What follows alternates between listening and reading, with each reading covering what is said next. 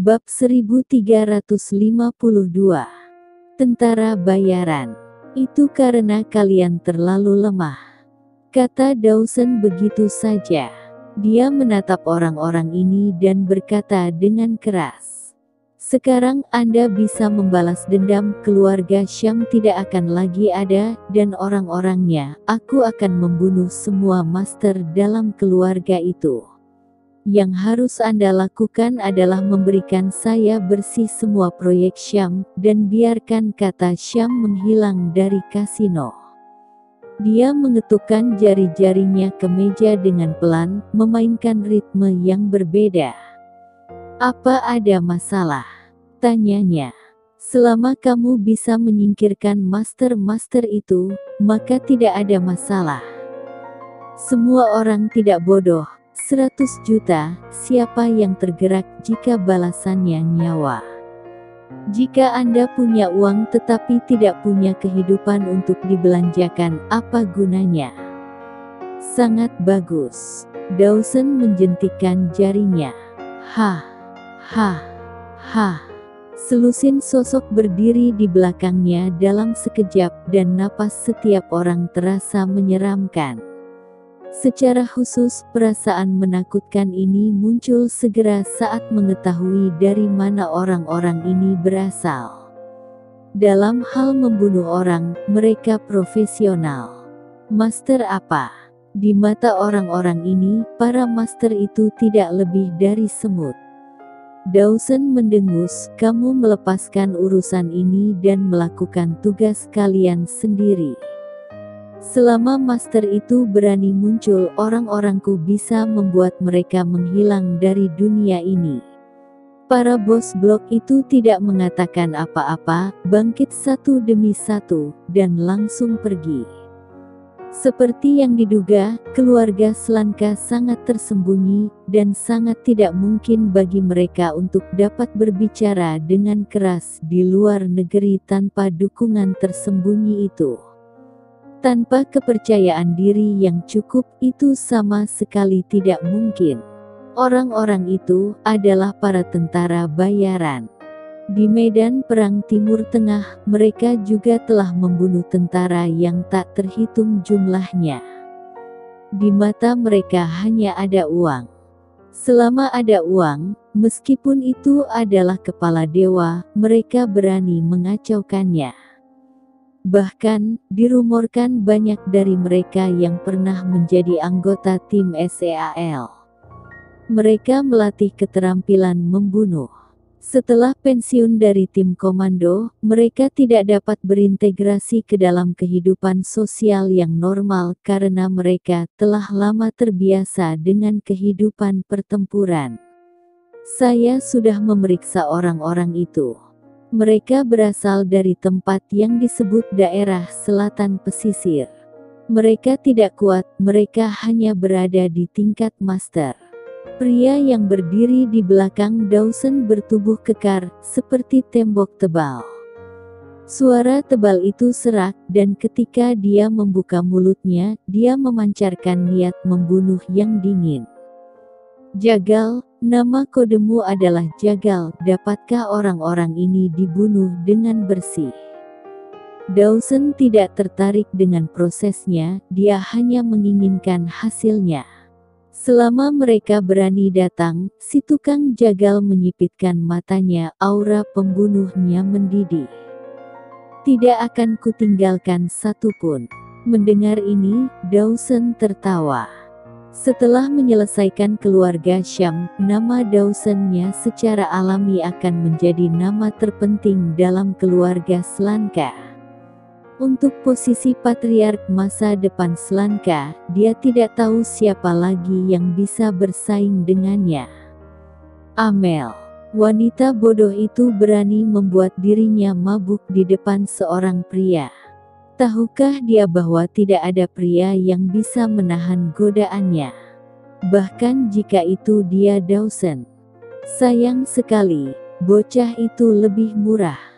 Dawson menjilat lidahnya, sedikit cemburu. Wajah Amel muncul di benaknya, dan dia bisa membayangkan betapa seksi sosok Amel tanpa pakaian. Semakin dia memikirkannya, semakin dia merasa sedikit panas di tubuhnya, dan dia melambaikan tangannya, membiarkan tukang jagal menunggu si pembunuh, dan segera merekrut beberapa wanita.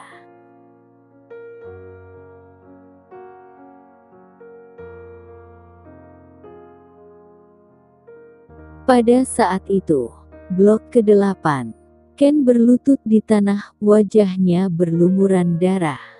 Sebuah serangan, dan paha Ken langsung tertusuk berlumuran darah. "Ah!" teriak Ken, seluruh tubuhnya bergerak-gerak. "Kamu mencari kematianmu sendiri."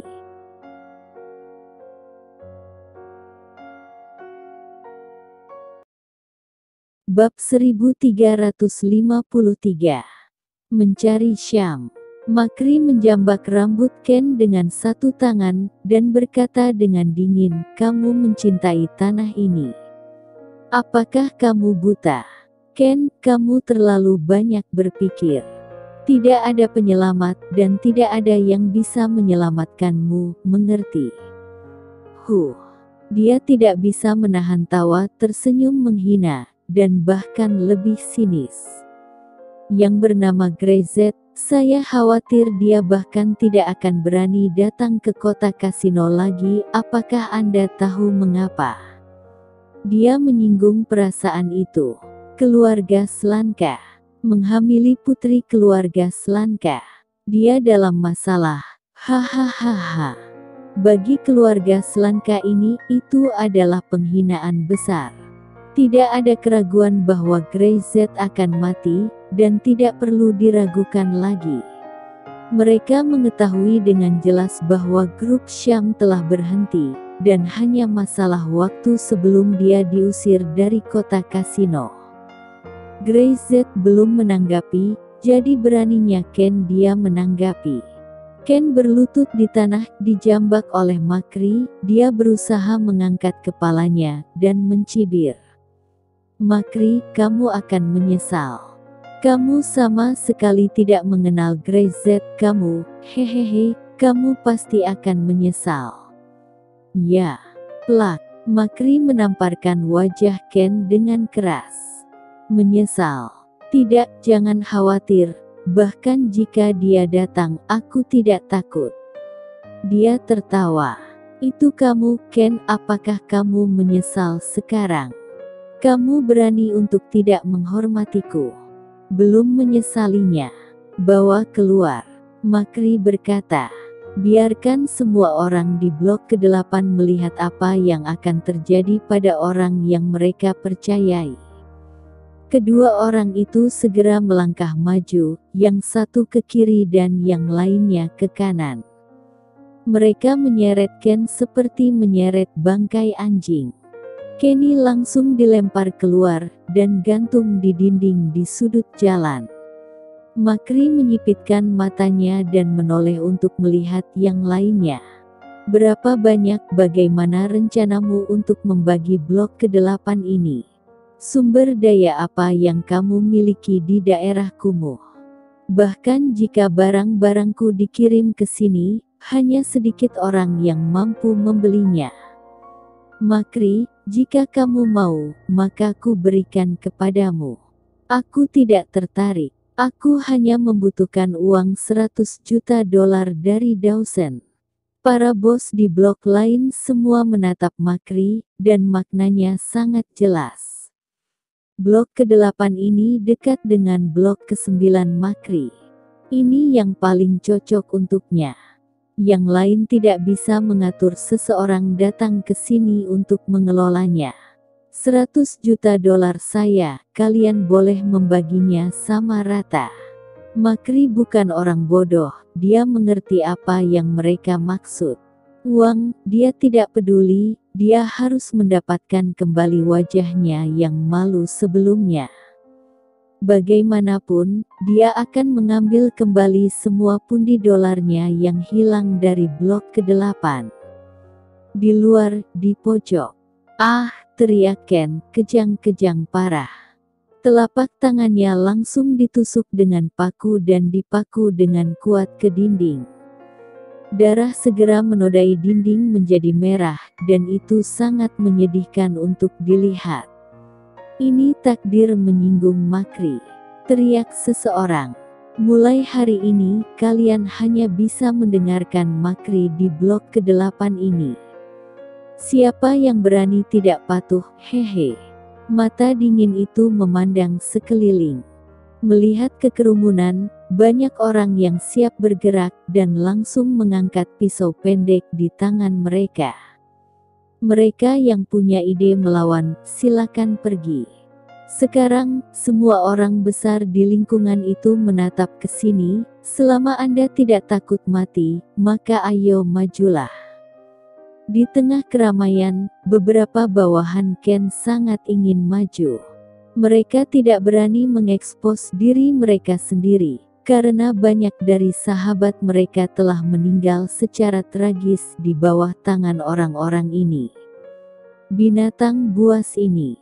Tetapi menyaksikan Ken dipaku ke dinding, mereka tidak sabar untuk bergegas, bahkan jika mereka mati, mereka akan bertarung dengan mereka. "Carilah Syam."